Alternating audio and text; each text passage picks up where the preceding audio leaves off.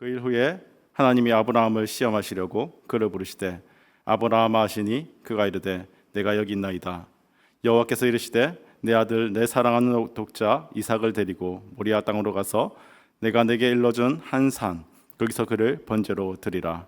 아브라함이 아침에 일찍 일어나 나귀의 안장을 지우고 두 종과 그의 아들 이삭을 데리고 번제에 쓸 나무를 쪼개어 가지고 떠나 하나님이 자기에게 일러주신 곳으로 가더니 제3일에 아브라함이 눈을 들어 그곳을 멀리 바라본지라. 이에 아브라함이 종들에게 이르되 너희는 나귀와 함께 여기서 기다리라.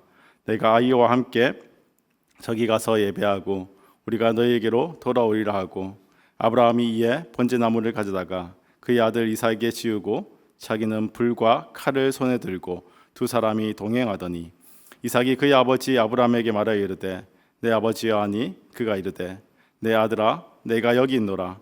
이삭이 이르되 불과 나무는 있거니와 번제할 어린 양은 어디 있나이까.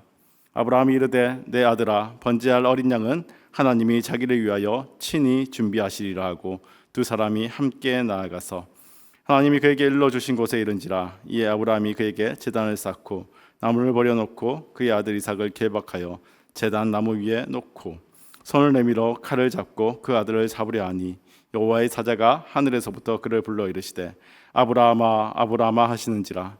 아브라함이 이르되 내가 여기 있나이다 하며 사자가 이르시되 그 아이에게 내 손을 대지 말라. 그에게 아무 일도 하지 말라.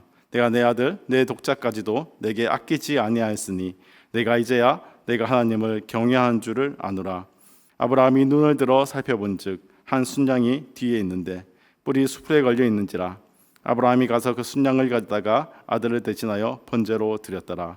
아브라함이 그 땅 이름을 여호와 이레라 하였으므로 오늘날까지 사람들이 여기를 여호와의 산에서 준비되리라 하더라. 아멘. 오늘 함께 여호와 이레라는 제목으로 한번 말씀을 좀 나눠보려고 합니다. 오늘 저희가 살피는 이 본문은 너무나 잘 알려져 있는 그러한 본문이죠. 여호와 이레 사건입니다. 우리는 여호와 이레하면 준비하시는 하나님이라는 것을 너무나 잘 압니다. 그래서 우리의 인생에서 잘 풀리는 일들이 있을 때면 우리는 그렇게 이야기하는 것 같습니다. 여호와 이레, 하나님께서 준비하셨다 하는 그런 말들을 많이 한다는 거죠. 그래서인가요?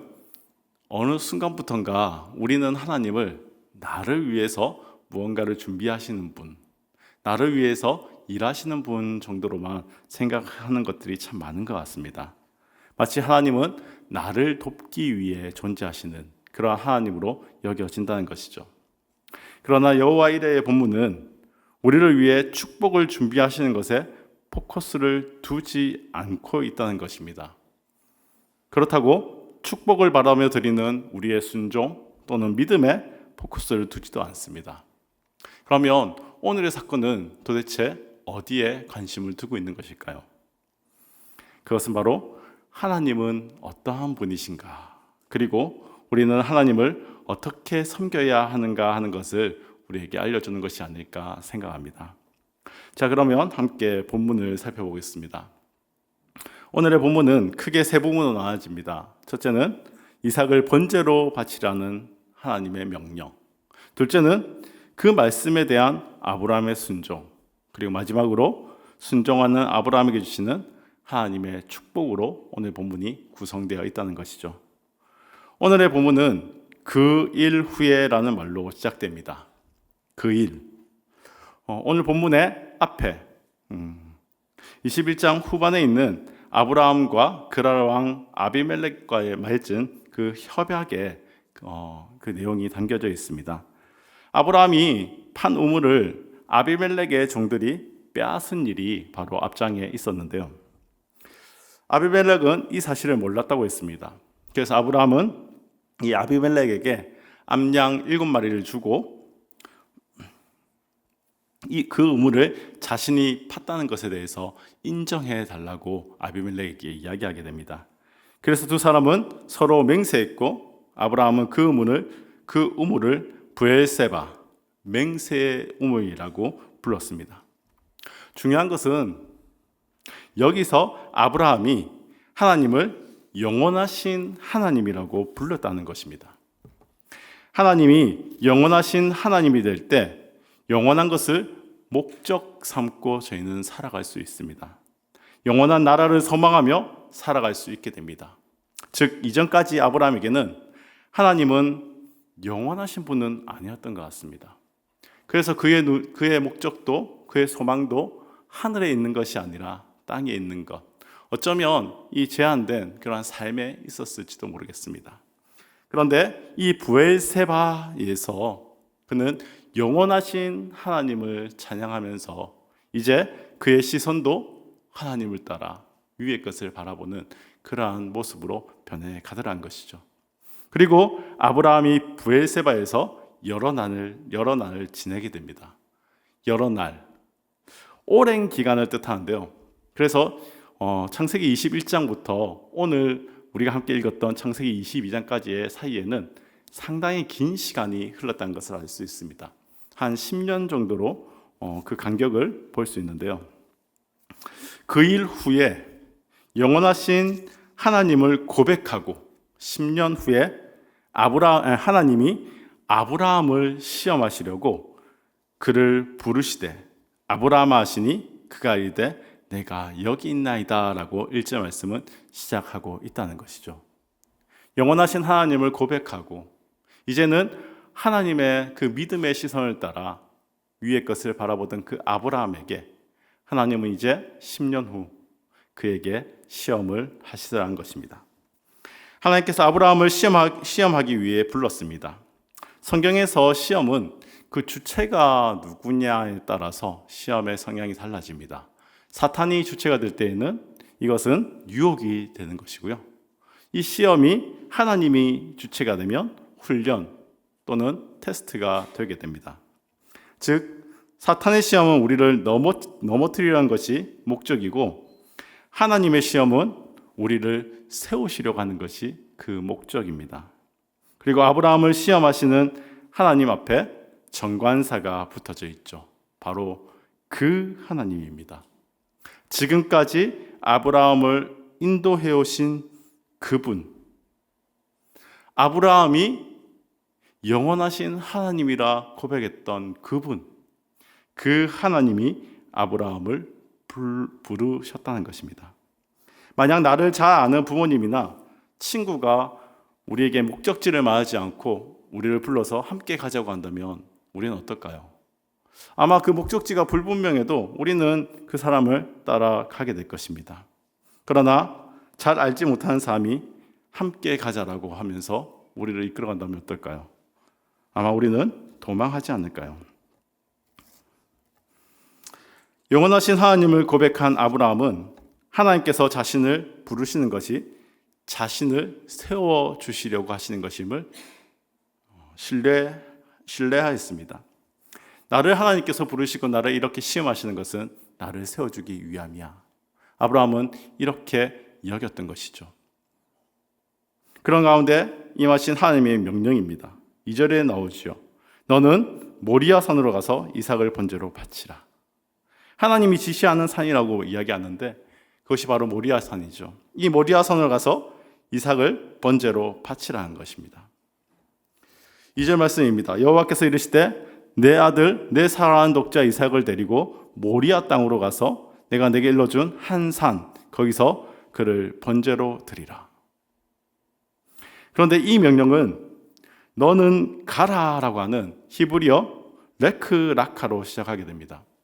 이 레크라카, 너는 가라 하는 이 표현을 성경에서 또 특별히 2번 나오게 되는데요.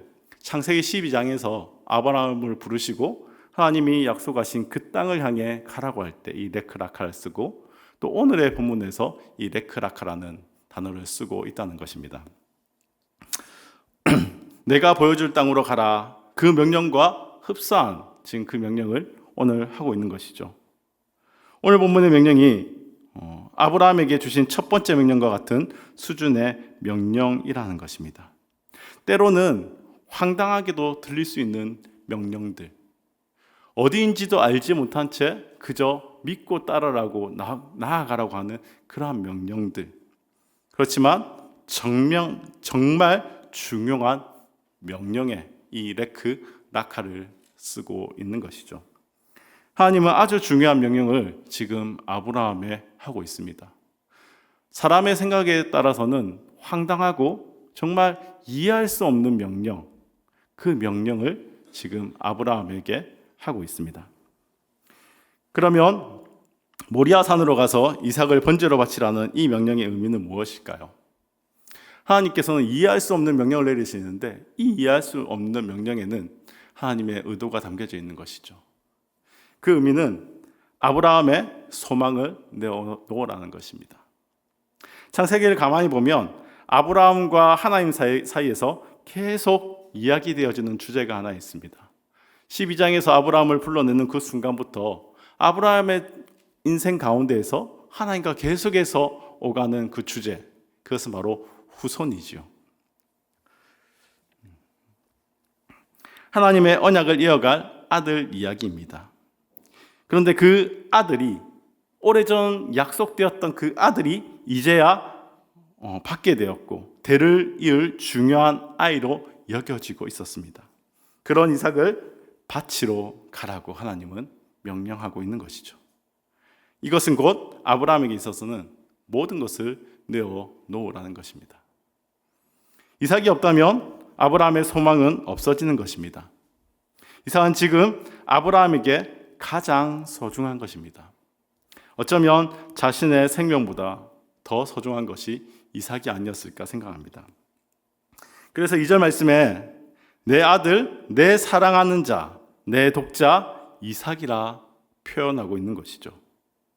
이 표현은 이삭이 얼마나 소중한 존재인지를 삼중적으로 지금 강조해서 표현하고 있는 것입니다. 그런데 하나님께서는 그런 이삭을 내어 놓으라는 것이죠. 이것은 곧 아브라함에게 자신이 가진 모든 것을 내어 놓으라 하는 것과 같은 의미입니다. 하나님께서 주신 약속의 자녀는 이삭 한 사람밖에 없는데 그런 이삭을 내어 놓으라 하는 것은 이해할 수 없는 것이죠. 하나님은 그 전에 이 아브라함과 약속할 때 반드시 이삭을 통해서 하나님의 자손을 이어가겠다고 말씀하셨습니다. 그런데 지금에 와서는 하나님이 이삭을 내어 놓으라는 것이죠. 이해할 수 없는 명령입니다. 그럼에도 불구하고 하나님은 아브라함에게 명령합니다. 너는 모리아 산으로 가서 이삭을 번제로 바치라고. 아브라함이 가진 것 중 가장 귀한 것을 내어놓고 아브라함의 미래의 모든 것을 하나님께 맡겨 내어놓으라고 이야기하고 있는 것입니다. 사실 오늘 본문에 등장하는 이 모리아산은 역대기 3장 1절에 보면 솔로몬이 예루살렘 모리아산에 여호와의 전 성전 구축하기를 시작하니에서 나오는 그 산입니다. 이것은 모리아산이 이후에 이곳에 성전이 세워졌고 훗날 이곳이 예루살렘이 되고 바로 그곳에 예수님은 십자가를 지신 것입니다. 결국 아브라함이 이삭을 번제로 드렸던 바로 그곳에서 하나님께서 당신의 아들 예수님을 십자가의 번제물이 되게 한 것입니다. 즉 예수님의 십자가의 길을 예표한 것이라 볼 수 있는 것이죠. 그 길이 얼마나 괴로운 길인지 아브라함은 이해할 수 있었을 것입니다. 아브라함은 이 길이 괴로움의 길이었겠지만 또한 하나님께서 예비하신 은혜도 확실하게 믿는 믿음의 길이었습니다. 그래서 8절 말씀에 번제할 어린 양은 하나님이 자기를 위하여 친히 준비하시리라라고 확신하며 이야기하는 것이죠. 그리고 5절 말씀 끝에 보면 종들에게 우리가 너희에게로 돌아오리라라고 이야기합니다. 아브라함 홀로 오는 것이 아니라 함께 갔던 이삭과 함께 우리가 돌아오겠다라고 종들에게 말하고 있는 것이죠. 이것을 히브리서 11장 19절에서는 이렇게 말합니다. 그가 하나님이 능히 이삭을 죽은 자 가운데서 다시 살리실 줄로 생각하신지라 라고 말입니다. 백세의 이삭을 주신 그 하나님께서 죽음 가운데서도 다시 이삭을 살리시고 돌려주실 것을 믿었다는 것입니다. 영원하신 하나님을 고백하고 이제 그 하나님이 자신을 시험하러 오신 그때 아브라함은 믿음의 눈으로 하나님의 명령을 듣는 그 순간에도 믿음의 눈으로 바라보았다는 것입니다. 그 결과가 어떻게 되었을까요? 하나님께서 급히 개입하십니다. 11절 말씀에 아브라함아 아브라함아 하고 다급하게 아브라함을 찾으시고 부르십니다. 그리고 12절 말씀에서 말씀하십니다. 그 아이에게 내 손을 대지 말라. 그에게 아무 일도 하지 말라. 내가 내 아들 내 독자까지도 내게 아끼지 아니하였으니 내가 이제야 내가 하나님을 경외하는 줄을 아노라. 우리에게 같은 꿈이 있지 않을까요? 나중에 하나님 앞에 우리가 섰을 때 하나님께서 나의 삶을 칭찬하신다면 얼마나 큰 영광일까요? 민식아, 너가 나를 경외하는 줄 내가 안다. 내가 너의 믿음을 안다. 정말 잘 살아왔다고, 믿음 잘 지키며 살아왔다고, 충분하다고, 되었다고, 그 정도면 되었다라고 말씀하실 때 그것이 우리에게 얼마나 큰 영광이 될까요? 지금 아브라함에게 하나님이 그 말씀을 하고 계신 것입니다. 되었다. 아브라함아 되었다. 이제 충분하다. 너의 믿음을 내가 이제 안다.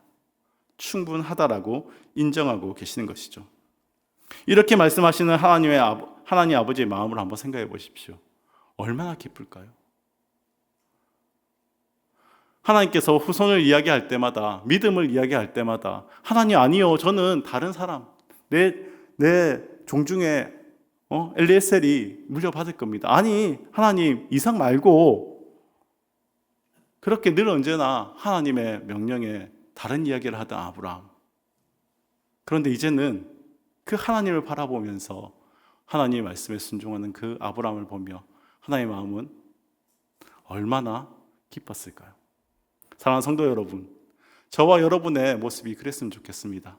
하나님이 훗날 우리를 마주하실 때 충분하다, 되었다, 잘 살아왔다라고 칭찬받는 저와 여러분이 될 수 있기를 축복합니다. 아브라함은 하나님의 마음을 너무나 기쁘게 해드린 것 같습니다. 그리고 이 일을 통해 아브라함은 믿음의 조상이 되지 않았을까요? 아버지의 마음을 그 누구보다 잘 알고 아들을 내어놓으시던 그 하나님의 마음을 헤아릴 수 있는 진정한 친구가 되지 않았을까 생각합니다. 이것이야말로 정말 놀라운 축복이 아닐까요? 그리고 이렇게 하나님을 경외하는 아브라함을 위해 13절에 하나님께서 한 순양을 예비하시고 아들 이삭을 대신해서 번제를 드리도록 합니다. 그리고 14절에 그것을 여호와 이레, 여호와께서 예비하셨다라고 말합니다. 하나님의 속성이 여기에 극명히 드러나고 있습니다.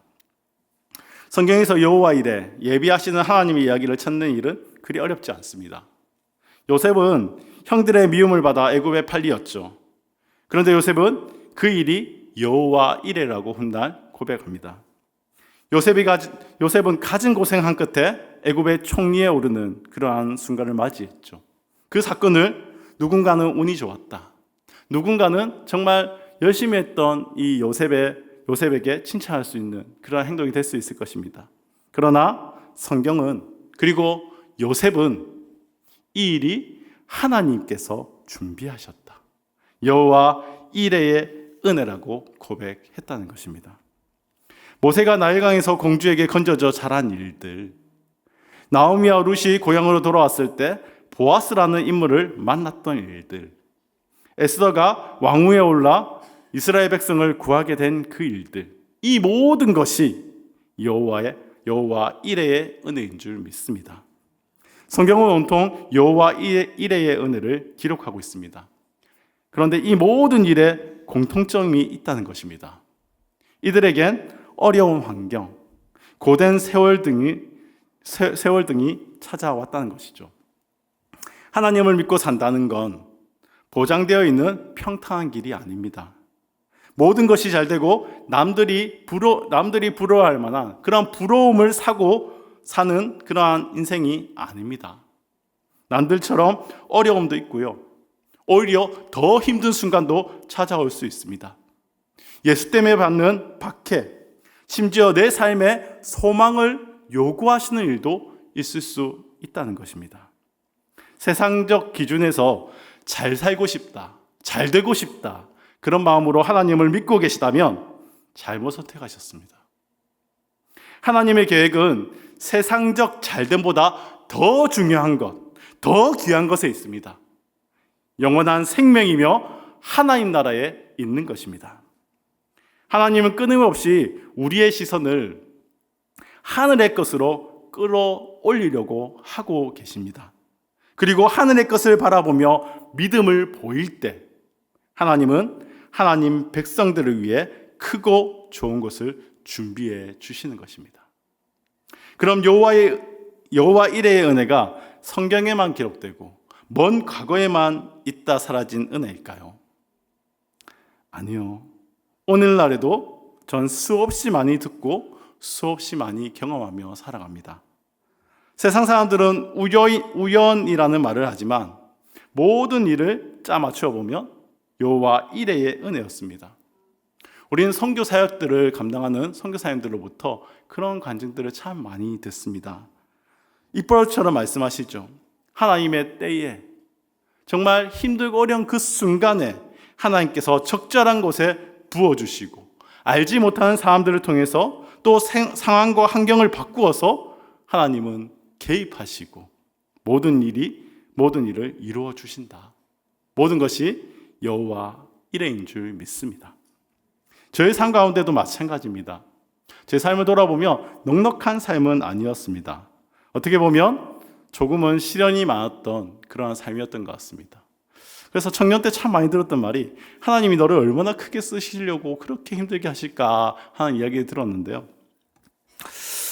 아브라함만큼은 아니겠지만 나름 절망이라는 단어를 떠올릴 만한 일들도 몇몇 겪었습니다. 그런데 저는 이 아브라함 같지는 않았어요. 아브라함 같은 믿음은 저에게는 없었던 것 같습니다. 그래서 저는 그 힘든 일 앞에서 하나님을 원망하며 기도했습니다. 하나님, 열심히 믿으면 된다고 해서 정말 최선을 다해서 열심히 살았는데 믿음 생활을 했는데 하나님 저 이거 뭡니까? 저는 열심히 믿는다는 것이 교회에 열심히 봉사하고 정말 교회 일을 열심히 하면 되는 것인 줄 알고 그렇게 살아왔습니다. 그런데 저에게는 오히려 시련과 어려움이 찾아오더란 것이죠. 그래서 하나님을 원망하며 기도할 때 하나님이 제게 그렇게 말씀하십니다. 무엇이 두렵냐고, 무엇이 염려할 테냐고, 내가 널 붙들고 있다라고 말씀하셔 주셨습니다. 그때 저는요 너무 힘들어서 하나님께 그랬습니다. 하나님 못 믿겠습니다. 하나님은 그렇게 말씀하시지만 저는 보이지 않아서, 저는 지금 눈앞에 있는 이 문제가 산적해 있어서 하나님의 그 말씀이 도저히 믿어지지 않습니다. 그때 하나님께서 다시 제게 말씀하시는 거예요. 내게 다 맡겨야, 네가 가진 그 모든 걸 내게 다 맡겨야 내가 일하는 것을 볼 수 있지 않겠니? 솔직히 하나님이 제 앞에 놓여있던 모든 일들을 해결해 주신다고 해도 저는 어쩌면 하나님이 그 일을 하신 줄 몰랐을지도 모르겠습니다. 그런데 모든 것을 다 내려놓고 나서야, 그리고 그 가운데 하나님을 찾고 하나님을 만나고 나서야 알았습니다. 하나님은 제가 하나님 보기를, 하나님 알기를 원하셨던 것 같습니다. 그리고 그 하나님을 발견하고 나니까 하나님이 준비하신 것들을 만나게 되더라는 것입니다. 이후로 여호와 이레라는 렌즈로 돌이켜보면 제 인생은 사실 모든 순간이 여호와 이레의 축복의 순간이었던 것 같습니다. 우리 인생이 분명 그럴 것입니다. 우리를 사랑하시는 하나님께서 모든 것을 준비하시고 우리의 인생에 개입하시고 가장 적절한 때에 가장 적절한 사람과 사건을 통해 우리를 인도하시는 것입니다. 하나님의 뜻대로 부르신 모든 자들에게 여호와의 이레의 축복은 동일하게 베풀어지는 줄 믿습니다. 하나님의 명령이 이해되지 않고 지금의 상황이 두렵게 해도, 우리를 두렵게 만들어도 우리가 그 가운데 하나님을 믿고 순종하는 그 순간 하나님을 만나게 되고, 그 하나님을 만나게 될 때 우리의 믿음의 눈이 열리며 하나님이 준비하신 놀라운 은혜와 축복을 보게 되는 줄 믿습니다. 하지만 조심할 것이 있습니다. 다시 한번 강조해서 말씀드립니다.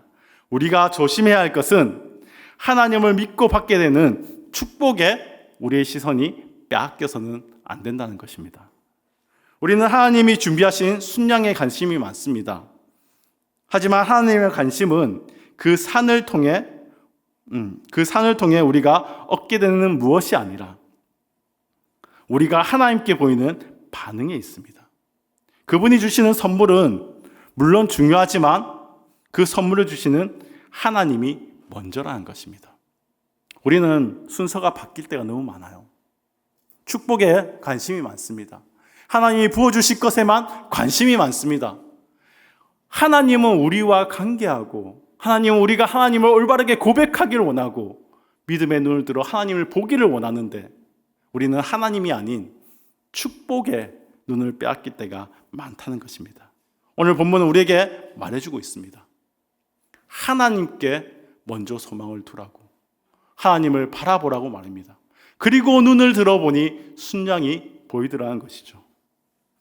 기억해야 할 것은 그날 산 위에 있는 순양은 그 사건의 결과로 주어진 것입니다.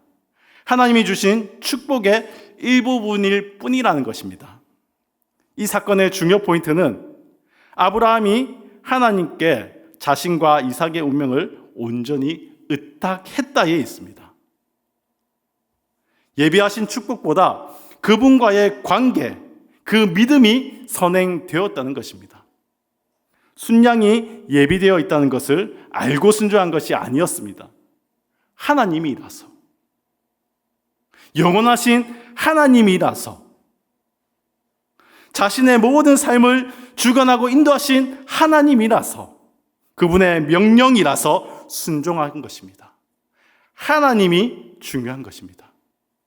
우리는 신앙생활을 하면서 종종 그런 말을 합니다. 하나님, 제게 이렇게 해주시면 저도 이렇게 할게요. 순서가 틀렸다는 것입니다. 하나님이 더 먼저입니다. 하나님을 구하고 하나님을 만났더니 그분의 축복도 내게 있었더라는 것입니다. 그렇다고 결과를 바라보고 순종하는 게 아닙니다. 축복이 내게 없더라도 하나님을 바라보고 순종해야 한다는 것입니다.